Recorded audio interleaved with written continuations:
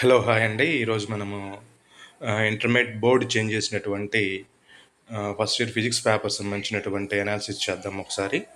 అందులో 4 సెక్షన్స్ ఉంటాయండి. సెక్షన్ ఏలో 1 మార్క్ క్వశ్చన్స్ 9 క్వశ్చన్స్ ఇస్తారు. 9 అటెంప్ట్ చేయవలసి ఉంటుంది.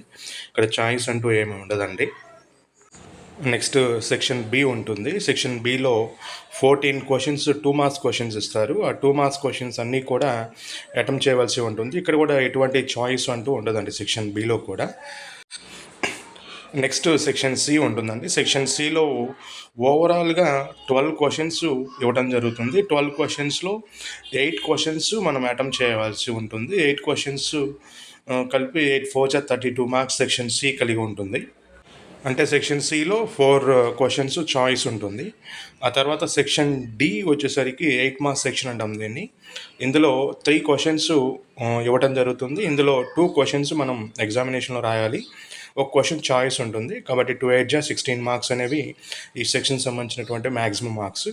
ఓవరాల్గా సెక్షన్ ఏలో 9 questions, section below 14 questions, section A and below ఎటువంటి చాయిస్ ఉండదండి. కాబట్టి 9 క్వశ్చన్స్, అదేవిధంగా 14 క్వశ్చన్స్ మొత్తం రావాల్సిందే. సెక్షన్ సిలో 8 క్వశ్చన్స్ మనం అటెంప్ట్ చేయవలసి ఉంటుంది అవుట్ ఆఫ్ 12 క్వశ్చన్స్. అదేవిధంగా సెక్షన్ సిలో 2 క్వశ్చన్స్ అటెంప్ట్ చేయాలి అవుట్ ఆఫ్ 3 క్వశ్చన్స్. ఇది ఓవరాల్గా క్వశ్చన్ పేపరు. కాబట్టి విద్యార్థులు ఈ 2025 to 26 అకాడమిక్ ఇయర్లో ఈ క్వశ్చన్ పేపర్ చేంజెస్ని జాగ్రత్తగా అబ్జర్వ్ చేస్తూ ప్రిపరేషన్ అనేది చేయవలసి ఉంటుంది. Thank you very much.